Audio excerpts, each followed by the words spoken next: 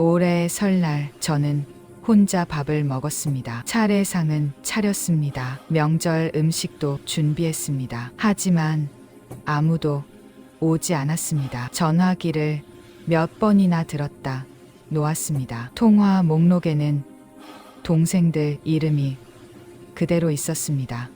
하지만 전화를 걸 수가 없었습니다. 3년 전만 해도 우리 집은 명절마다 가장 시끌벅적했습니다.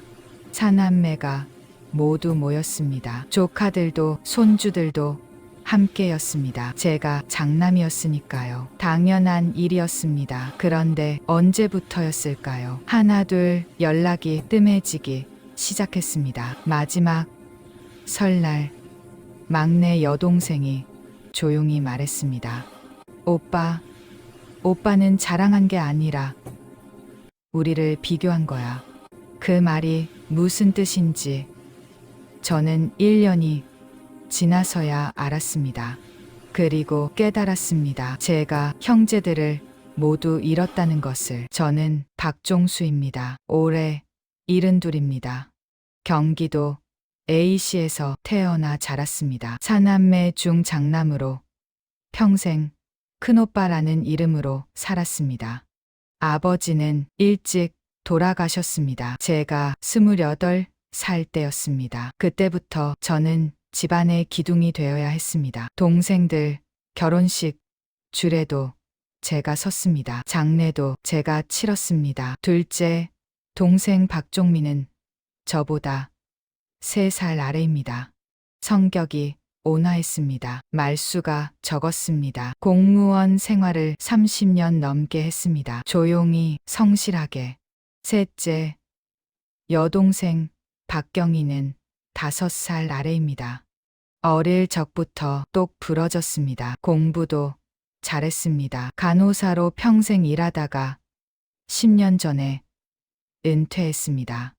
막내 여동생 박정희는 7살 아래입니다. 집안의 막내답게 애교가 많았습니다. 결혼해서 부산으로 갔지만 명절엔 꼭 올라왔습니다. 우리는 사이가 좋았습니다. 한 달에 한 번씩은 만났습니다. 생일이면 꼭 모였습니다. 큰 다툼도 오해도 없었습니다. 저는 중소기업에서 35년을 일했습니다. 과장까지 올라갔습니다. 평범한 직장 생활이었습니다. 하지만 제겐 자랑스러운 아들이 있었습니다. 아들 박준혁은 일찍부터 공부를 잘했습니다. 서울대학교를 나왔습니다. 대기업에 입사했습니다. 35살에 부장이 되었습니다. 연봉은 1억 2천만 원. 저는 아들이 자랑스러웠습니다. 제가 이루지 못한 것을 아들이 이뤘습니다. 그래서 자연스럽게 말이 나왔습니다. 2019년 설날이었습니다. 형제들이 모두 모였습니다. 23명이 한자리에 모였습니다. 저는 그날따라 기분이 좋았습니다. 준혁이가 말이야. 이번에 또 승진했어. 저는 웃으며 말했습니다. 벌써 부장이래. 35세 부장이면 빠른 거지? 동생들이 고개를 끄덕였습니다. 그래, 대단하다. 형수님 복 받으셨네. 저는 그 말에 더 신이 났습니다. 회사에서 프로젝트 맡아서 성공했대.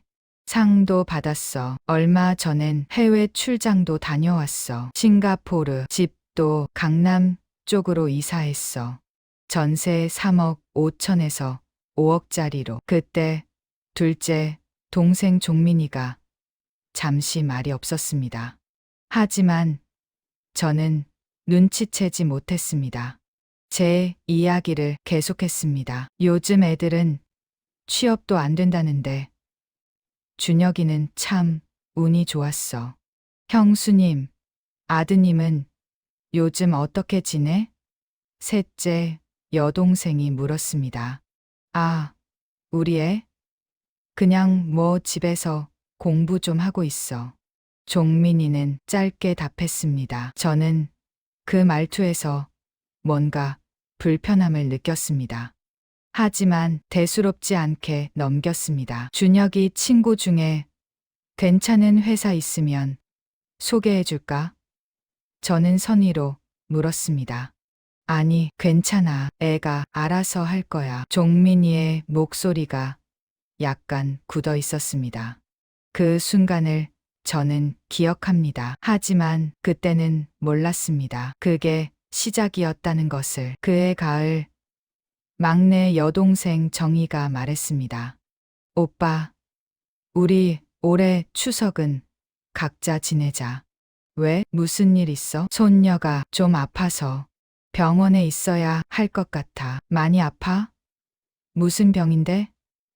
그냥 좀 오래 걸리는 병이야. 저는 더 묻지 않았습니다. 아이가 아프면 힘들겠다는 생각만 했습니다.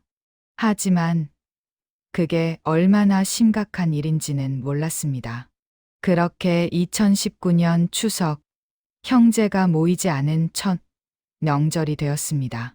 저는 아쉬웠지만 이해했습니다. 다음에 보면 되지 뭐. 그런데 그게 시작이었습니다. 형제들 사이에 균열이 생기기 시작한 것은. 그리고 그 균열의 중심에 제가 있었습니다. 예장. 2020년 설날, 코로나19가 시작되었습니다. 올해는 모이지 말자는 게 사회적 분위기였습니다. 저는 전화로 안부를 물었습니다. 다들 건강하지? 조심해서 지내.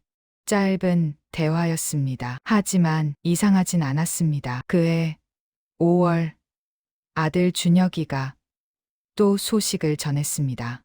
아빠, 저 이번에 특진했어요. 상무보 달았어요. 정말? 그래, 잘했다. 저는 기뻤습니다. 형제 단톡방에 조심스럽게 올렸습니다. 준혁이가 이번에 또 승진했네요. 다들 안녕하시죠? 읽음 표시가 떴습니다. 하지만 답장은 없었습니다. 한참 뒤에 막내 정희만 짧게 답했습니다. 축하해요, 오빠. 저는 이상하다고 느꼈습니다. 예전 같으면 축하 메시지가 여러 개 왔을 텐데. 하지만 코로나 때문에 다들 바쁘겠거니 했습니다. 그해 가을, 저는 종민이에게 전화했습니다. 야, 요즘 어떻게 지내? 응, 그냥 집에만 있지 뭐. 준혁이가 말이야. 이번에 회사에서 포상휴가 받았어. 일주일짜리. 제주도 다녀온대. 그래, 잘 됐네. 종민이의 목소리가 평소와 달랐습니다. 뭔가 지쳐있는 느낌이었습니다. 너희 아들은 요즘 어때? 형, 나 바빠서 나중에 얘기하자. 뚝 끊겼습니다. 저는 핸드폰을 보며 멍하니 앉아 있었습니다. 2021년 설날도 각자 보냈습니다. 2021년 추석도 마찬가지였습니다. 이제 코로나 때문이라는 핑계조차 자연스러워졌습니다. 하지만 저는 알고 있었습니다. 뭔가 잘못되고 있다는 것을, 형제들이 저를 피하고 있다는 것을. 그럼에도 저는 멈추지 못했습니다. 가끔 단톡방에 아들 이야기를 올렸습니다. 준혁이가 집 샀어요. 강남 아파트 12억. 아무도 답하지 않았습니다. 읽음만 떴습니다. 그리고 며칠 뒤 셋째 경희가 단톡방을 나갔습니다. 2022년 봄이었습니다. 저는 경희에게 전화를 걸었습니다. 여러 번 시도했지만 받지 않았습니다. 문자를 보냈습니다. 경희야, 무슨 일 있어? 왜 단톡방 나갔어? 한참 뒤에 답이 왔습니다. 오빠, 요즘 좀 정신없어서. 나중에 연락할게. 짧은 문장이었습니다. 하지만 그 뒤로 연락이 없었습니다. 저는 불안했습니다. 제가 뭘 잘못한 걸까? 혹시 제가 모르는 오해가 있는 걸까? 그해 여름, 막내 정희가 찾아왔습니다. 부산에서 올라온 것이었습니다. 저는 반가웠습니다. 정희야. 오랜만이다. 밥 먹었어? 네, 오빠. 잠깐 할 얘기가 있어서요. 정희의 표정이 어두웠습니다. 우리는 거실에 앉았습니다. 정희는 한참을 망설이다 입을 열었습니다. 오빠, 손녀 얘기 기억하세요? 응. 아프다고 했었지. 많이 나아졌어? 백혈병이에요, 오빠. 저는 숨이 멎는 것 같았습니다. 뭐? 백혈병? 3년 전에 진단받았어요. 그때부터 치료 중이에요. 왜 진작 말 안 했어? 정희가 웃었습니다. 쓸쓸한 웃음이었습니다. 말하면 뭐해요? 오빠는 준혁이 얘기만 하실 텐데. 그 말이 가슴에 꽂혔습니다. 나는 그냥 근황을 나눈 거였어. 오빠는 그게 근황이었을지 몰라도 우리한텐 비교였어요. 둘째 오빠 아드님 5년째 취업 못하고 있어요. 29살인데 아직도 집에서 공시 준비 중이에요. 그런데 오빅 만날 때마다 준혁이 승진 얘기, 연봉 얘기 하셨잖아요. 저는 아무 말도 할 수 없었습니다. 셋째 언니는 작년에 남편이 사업 실패했어요. 빚이 8천만 원이에요. 아파트 팔고 전세로 옮겼어요. 그런데 오빤 준혁이가 12억짜리 아파트 샀다고 자랑하셨어요. 우리가 어떤 심정으로 그 얘기 들었을 것 같아요? 정희의 눈에 눈물이 고였습니다. 나는 몰랐어. 네. 물으셨으니까요. 오빠는 한 번도 우리 얘기 물어본 적 없어요. 준혁이 얘기만 하고 우린 그냥 듣는 사람이었어요. 요즘 어떻게 지내냐고, 힘든 일 없냐고.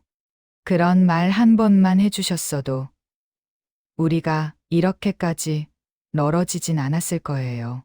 정희는 일어섰습니다. 오빠, 저 이제 갈게요. 정희야, 잠깐만. 오빠도 이제 좀 생각해 보세요. 가족이 뭔지. 문이 닫혔습니다. 저는 그 자리에 한참을 앉아 있었습니다. 머릿속이 하얘졌습니다. 2022년 추석, 저는 차례상을 차렸습니다. 하지만 아무도 오지 않았다는 연락을 받았습니다. 종민이는 바빠서라고 했습니다. 경희는 집안일이 있어서라고 했습니다.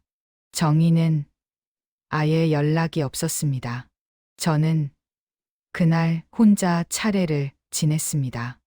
혼자 음식을 먹었습니다. 핸드폰을 보며 하염없이 시간을 보냈습니다. 아내가 말했습니다. 당신 동생들한테 전화해봐요. 왜 이렇게 된 건지 물어봐야죠. 물어봐서 뭐해. 다 내 잘못인데. 저는 처음으로 인정했습니다. 그날 밤 저는 옛날 사진을 꺼내 봤습니다. 20년 전 설날 사진이었습니다. 사남매가 모두 웃고 있었습니다. 제가 한가운데 있었습니다. 양옆으로 동생들이 있었습니다. 그때는 정말 행복했습니다. 그런데 언제부터였을까요? 제가 말의 중심이 된 것은, 제가 듣는 사람이 아니라 말하는 사람만 된 것은 아들이 성공하면서부터였습니다. 저는 아들을 자랑하고 싶었습니다. 제가 이루지 못한 꿈을 아들이 이렇으니까요. 하지만 저는 생각하지 못했습니다. 듣는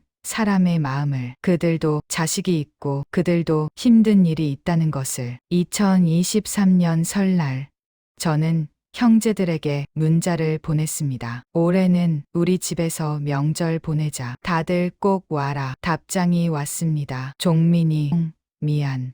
올해는 어려울 것 같아. 경희, 저도 힘들어요, 오빠. 정의 읽음. 저는 그날 알았습니다. 제가 형제들을 잃었다는 것을, 그리고 그게 모두 제 탓이라는 것을. 명절 아침, 저는 혼자 차례상 앞에 앉았습니다. 제사상에 놓인 빈 그릇들을 보며 생각했습니다. 이 자리에 있어야 할 사람들이 지금 어디에 있을까? 아내가 옆에서 말없이 앉아 있었습니다. 여보, 내가 뭘 그렇게 잘못한 걸까? 당신이 생각해봐요. 정말 모르겠어요? 저는 고개를 떨궜습니다. 알고 있었습니다. 하지만 인정하기가 두려웠습니다. 제가 가족을 무너뜨렸다는 것을. 제 입이, 제 자랑이, 제 무신경함이 35년 동안 쌓아온 형제를 무너뜨렸다는 것을. 그날 밤 저는 처음으로 울었습니다. 이른이 넘어서 흘리는 눈물이었습니다. 돌이킬 수 없다는 후회였습니다. 2023년 3월, 저는 결심했습니다. 형제들에게 편지를 쓰기로. 첫 번째 편지는 종민이에게였습니다. 종민아, 형이다. 그동안 미안했다. 형은 내 아들이 힘든 줄 몰랐다. 취업이 안 되면 얼마나 힘들었을까. 너도 조카도 얼마나 힘들었을까. 그런데 형은 내 얘기는 묻지도 않고 내 아들 자랑만 했구나. 너희 아들 요즘 어떻게 지내? 형이 도울 일이 있으면 말해라. 형은 이제 듣고 싶다. 내 이야기를. 편지를 쓰는데 눈물이 났습니다. 30년 넘게 같이 자란 동생. 어릴 적에는 제가 업고 다녔던 동생. 두 번째 편지는 경희에게였습니다. 경희야, 오빠가 정말 미안하다. 내 남편이 사업 실패한 줄 몰랐어. 8천만 원 빚이면 얼마나 힘들었을까. 아파트까지 팔았다니 오빠가 얼마나 무심했는지 알겠다. 그런데도 오빤 12억짜리 아파트 얘기를 했구나. 경희야, 너 요즘 어떻게 지내? 힘든 일 있으면 오빠한테 말해. 오빤 이제 내 얘기를 듣고 싶다. 세 번째 편지는 정희에게였습니다. 정희야, 제일 미안한 건 너한테야. 손녀가 백혈병이라는 걸 3년이나 지나서 알았어. 너 얼마나 힘들었을까? 병원비는 어떻게 마련했을까? 오빠는 아무것도 몰랐어. 아무것도 물어보지 않았어. 정희야, 손녀는 지금 어때? 치료는 잘 되고 있어. 오빠가 늦었지만 이제라도 곁에 있고 싶다. 편지를 다 쓰고 나서 저는 며칠을 고민했습니다. 보내야 할까 말아야 할까. 너무 늦은 건 아닐까. 하지만 결국 보냈습니다. 등기로 직접 손으로 쓴 편지를. 답장을 기다리지는 않았습니다. 그저 제 마음을 전하고 싶었습니다. 일주일 뒤 종민이에게 전화가 왔습니다. 형, 편지 받았어. 응, 형, 고마워. 그 말 듣고 싶었어. 나도 미안해. 형한테 화만 냈네. 목소리가 떨렸습니다. 둘 다 우리 애 얼마 전에 공기업 붙었어. 정말? 축하한다. 응, 이제 좀 살 것 같아. 종민아, 우리 이번 주에 밥 먹을까? 좋지. 형수님도 모시고 와. 3년 만에 처음 만나기로 했습니다. 2주 뒤 경희에게도 연락이 왔습니다. 문자였습니다. 오빠, 편지 고마워요. 저도 오빠 보고 싶었어요. 저는 바로 전화했습니다. 경희야, 네 오빠. 너 요즘 좀 어때? 힘들죠 뭐. 그래도 살아요. 남편 사업은 다시 시작했어요. 작은 거래처 하나 받았어요. 천천히 갚아갈 거예요. 잘 될 거야. 우리 경희 똑똑하잖아. 경희가 웃었습니다. 오랜만에 듣는 웃음소리였습니다. 오빠, 다음 달에 한 번 뵐게요. 정희는 한 달 뒤에 답장이 왔습니다. 편지였습니다. 오빠, 손녀는 지금 많이 좋아졌어요. 항암 치료 끝나고 경과 지켜보는 중이에요. 오빠 편지 받고 많이 울었어요. 저도 오빠한테 서운했지만 오빠를 이해하려고 노력할게요. 명절에 한 번 뵐게요. 손녀도 데리고 갈게요. 오빠가 좋아하는 호떡 만들어 갈게요. 저는 편지를 읽으며 울었습니다. 아내도 옆에서 같이 울었습니다. 당신 잘했어요. 정말 잘했어요. 2000 설날 종민이가 왔습니다. 경희도 왔습니다. 정희는 손녀와 함께 왔습니다. 아이는 머리가 짧았습니다. 항암 치료 때문이었습니다. 하지만 밝게 웃고 있었습니다. 저는 형제들 앞에 섰습니다. 차례를 지내기 전 제가 먼저 말했습니다. 얘들아, 형이 정말 미안했다. 형은 그동안 너희 얘기를 듣지 않았어. 내 아들 자랑만 하고 너희가 힘든 줄 몰랐어. 늦었지만 이제라도 형이 계속 오후 600일 달라지고 싶다. 종민이가 말했습니다. 형, 우리도 미안해. 너무 멀리 갔었어. 경희가 고개를 끄덕였습니다. 오빠, 우리도 이해할게요. 오빠가 자랑하고 싶었던 거 알아요. 그냥 우리도 힘들었던 거예요. 서로 몰랐던 거죠. 정희가 웃으며 말했습니다. 그래도 오빠가 먼저 편지 써줘서 고마워요. 덕분에 우리 다시 만났잖아요. 이게 가족이죠 뭐. 그날 우리는 오랜만에 함께 차례를 지냈습니다. 식사를 하며 이야기를 나눴습니다. 하지만 이번엔 달랐습니다. 저는 물었습니다. 종민아, 요즘 어떻게 지내? 경희야, 남편 사업은 잘 되고 있어? 정희야, 손녀는 학교 잘 다니고 있어. 너희들 힘든 일은 없고? 동생들이 대답했습니다. 그들의 이야기를 들으며 저는 깨달았습니다. 형제란 서로의 성공을 비교하는 관계가 아니라는 것을, 서로의 아픔을 나누고 기쁨을 함께하는 관계라는 것을. 그날 밤 동생들이 돌아간 뒤 저는 거실에 앉아 생각했습니다. 71년을 살면서 가장 큰 교훈을 얻었습니다. 교훈 하나, 자랑과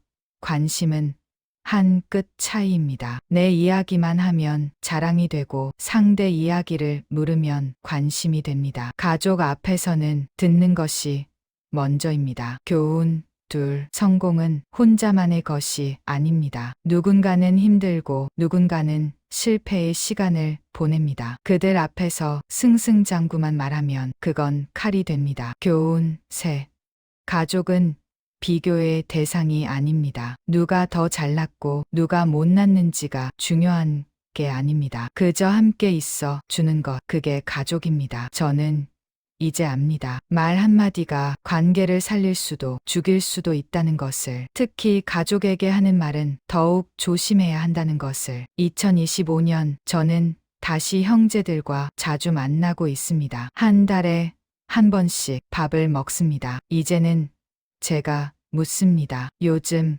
어떻게 지내? 그리고 그들의 대답을 듣습니다. 진심으로 듣습니다. 그게 제가 형으로서 할 수 있는 가장 큰 사랑이라는 걸 알게 되었습니다. 올해 설날 저는 혼자가 아니었습니다. 동생들이 모두 왔습니다. 조카들도 손주들도 함께였습니다. 밥을 먹으며 정희가 말했습니다. 오빠, 준혁이는 요즘 어때요? 저는 잠시 멈칫했습니다. 그리고 웃으며 답했습니다. 준혁이 잘 지내지. 근데 너희들은 요즘 어때? 그게 더 궁금해. 동생들이 웃었습니다. 그 웃음 속에 용서가 있었습니다. 이해가 있었습니다. 그리고 사랑이 있었습니다. 여러분께 묻고 싶습니다. 가족에게 마지막으로 요즘 어떻게 지내? 라고 물어본 게 언제인가요?